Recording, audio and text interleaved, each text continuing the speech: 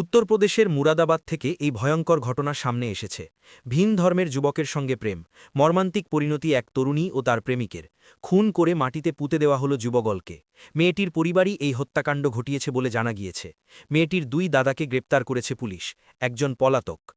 উত্তরপ্রদেশের মুরাদাবাদ থেকে এই ভয়ঙ্কর ঘটনা সামনে এসেছে। জানা গিয়েছে ২২ বছরের কাজলের সঙ্গে সম্পর্ক ছিল ২৭ বছর বয়সী আরমানের। আরমান সৌদি আরবে কর্মরত ছিলেন, গত কয়েক মাস ধরে মুরাদাবাদী থাকছিলেন। জানা গিয়েছে আরমান মুরাদাবাদে থাকাকালীনই কাজলের সঙ্গে সম্পর্ক গড়ে ওঠে তার।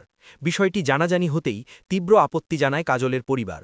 অন্য ধর্মের ছেলেকে বিয়ে করা যাবে না বলে জানিয়ে দেয় তারা।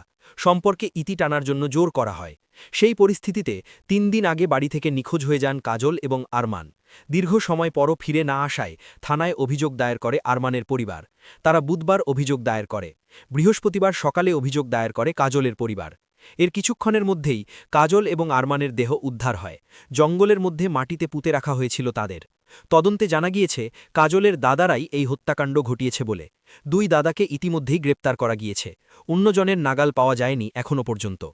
পুলিশ জানিয়েছে পড়াশোনা চলছিল কাজলের।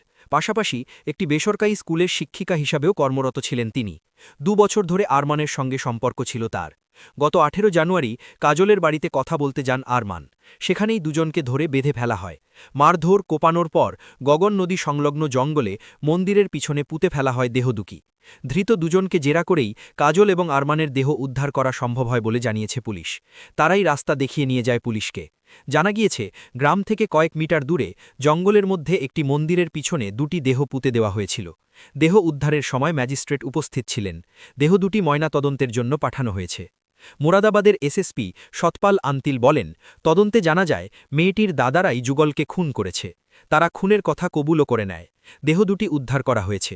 অপরাধ ঘটাতে যে বেলছা ব্যবহার করা হয়েছিল পাওয়া গিয়েছে সেটিও।